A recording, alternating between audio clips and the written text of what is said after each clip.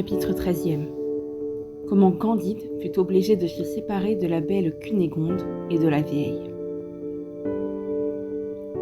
La belle Cunégonde, ayant entendu l'histoire de la vieille, lui fit toutes les politesses qu'on devait à une personne de son rang et de son mérite. Elle accepta la proposition.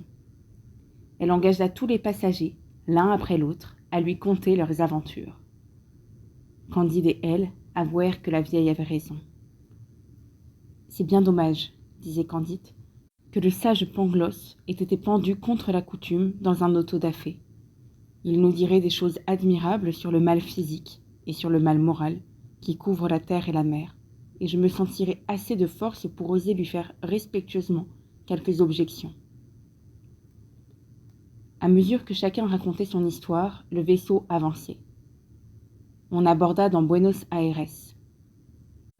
Cunégonde, le capitaine Candide et la vieille allèrent chez le gouverneur Don Fernando d'Ibarra.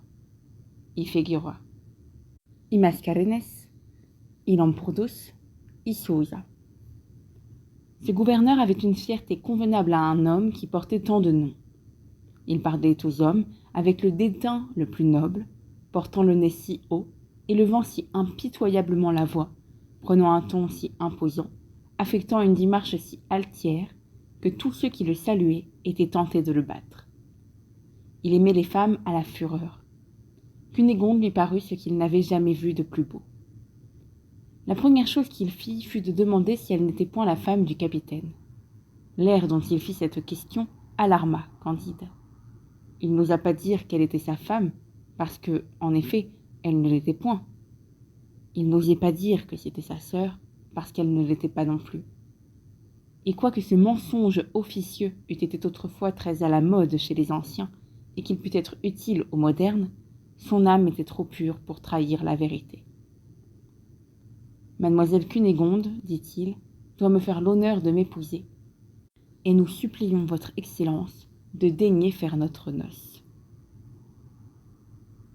Don Fernando d'Ibarra, y Figueroa, y Mascarenes, y Lamprodos, y Souza, relevant sa moustache, sourit amèrement et ordonna au capitaine Candide d'aller faire la revue de sa compagnie.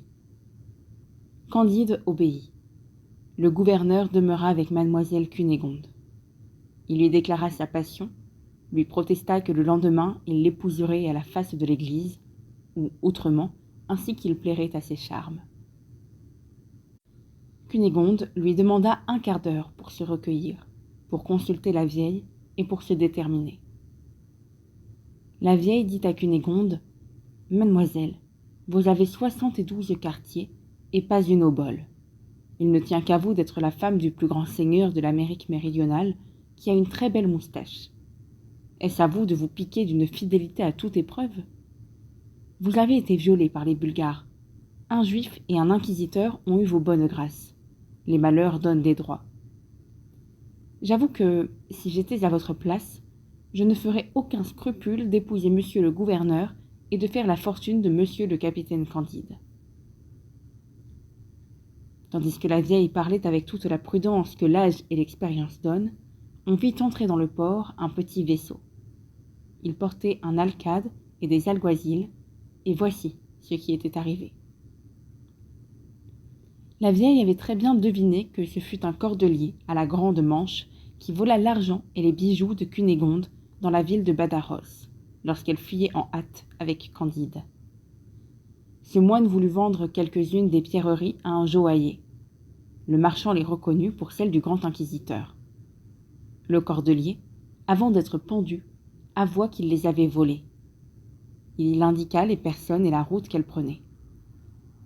La fuite de Cunégonde et de Candide était déjà connue. On les suivit à Cadix.